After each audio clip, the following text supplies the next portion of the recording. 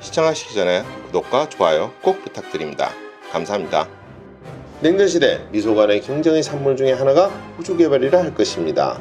1957년 소련이 최초의 인공위성 스푸트니크 1호 발사를 성공하면서 본격적으로 우주개척 시대가 열리게 되었고, 2년 뒤인 1959년에는 루나 1호를 달 궤도에 진입시키는데 성공시키기도 했습니다. 한 걸음 더 나아가 1961년에는 소련의 유리 가가린이 최초로 우주비행에 성공하면서 우주개척의 역사는 완전히 소련이 주도하였습니다.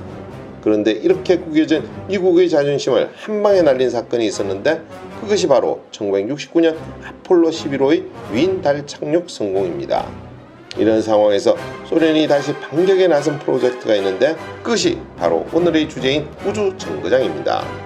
우주정거장의 간략한 개발 역사와 함께 우주정거장에서의 생활이 우리의 인체에 어떤 영향을 미칠 수 있는지에 대해서도 함께 알아보도록 하겠습니다.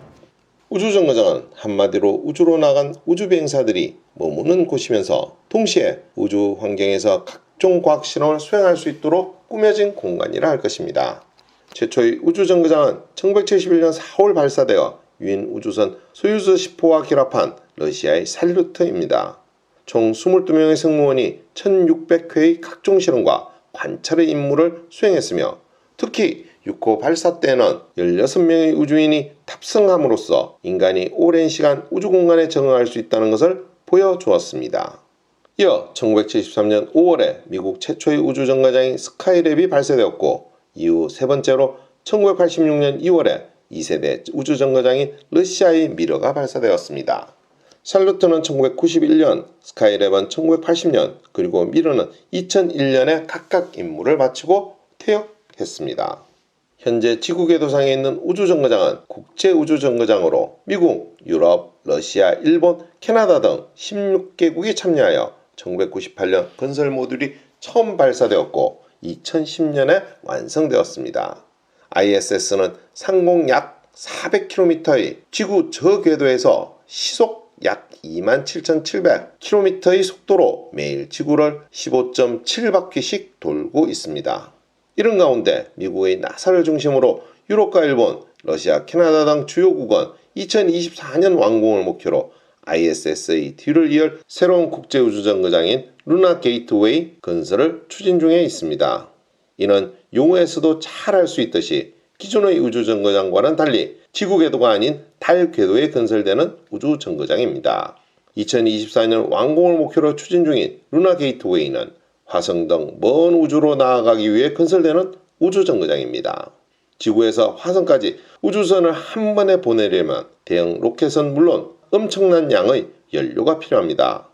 지구에서 화성까지 왕복하는 데는 가장 짧은 이동 경로를 통해 가더라도 520일이 걸립니다.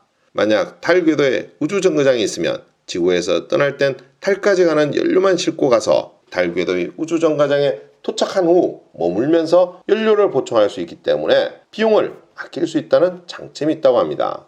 우주정거장은 지구 중력 영향권에서 어느 정도 벗어나 있기 때문에 무중력에 가까운 우주 환경이 생명체 등에 미치는 영향을 연구하는 데 활발히 활용됩니다. 이는 장기간 우주 공간에 체류해야 하는 우주 탐사 계획을 세우는 데 도움이 될 뿐만 아니라 극한 환경에서 잘 자라나는 작물과 같이 지구의 식량 부족 문제를 해결하거나 노화, 질병 등을 연구하는 데도 탄소를 제공해 줄 수 있습니다.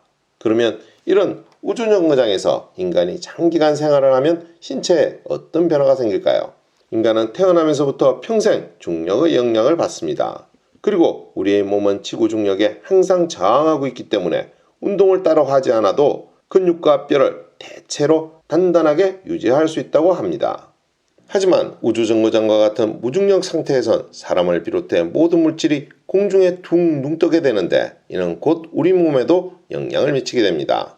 이를테면 우주정거장에서는 그럴 필요도 없이 헤엄치듯 생활하다 보니 1년간 근육량이 최고 20%까지 줄어들고 뼈가 약해진다고 합니다. 척추에 중력이 작용하지 않아 키도 5cm 정도 커진다고 하는데, 이 경우는 지구로 돌아오면 즉각 중력의 작용을 받기 때문에 2-3일 내로 원래 수준으로 돌아온다고 합니다. 또한 귀에서 균형 감각을 맞는 전정기관이 제대로 작동하지 않아 속이 울렁거리고 어지러운 우주멀미를 겪기도 합니다. 혈액등 체액이 신체의 상부로 몰리면서 얼굴은 붓고 허리나 다리의 둘레는 줄어드는 현상이 나타나기도 합니다. 그리고 중력이 없는 공간에서 먹는 음식은 위벽에 달라붙지 않아 소화장애에 시달릴 수 있습니다. 체액이 머리로 쏠리면서 시신경과 망막에 과도한 압력이 가해져 시력이 나빠지기도 하고 우주 방사선에 노출돼 암이 발생할 가능성도 있다고 합니다. 그리고 나사는 2015년에 매우 흥미로운 실험을 하였는데 일명 우주 쌍둥이 실험이라는 것입니다. 일란성 쌍둥이 형제를 대상으로 진행한 것으로 동생인 스콧 켈리는 국제 우주정거장에서 340일을 머무르고 같은 기간 형인 마크 켈리는 미국에서 지내도록 한 뒤 두 사람에게서 나타난 신체 변화를 비교한 것입니다. 그 과정에서 우주 환경에 노출되었을 때 사람의 수명을 결정짓는 텔로미어가 늘어난다는 사실이 밝혀졌다고 합니다. 염색체의 말단 소재인 텔로미어는 오래전부터 생명 연장의 비밀을 풀 열쇠로 과학계의 주목을 받았습니다. 염색체의 유전 정보를 보호하는 텔로미어는 나이가 들수록 점점 짧아지는데 만약 텔로미어가 늘어난다면 그것은 곧 생명의 연장을 의미할 수도 있는 것입니다. 오늘의 이야기는 여기까지입니다. 더 좋은 이야기로 찾아뵐 수 있도록 구독과 좋아요 꼭 부탁드립니다. 알림 설정도 잊지 마시고요. 감사합니다.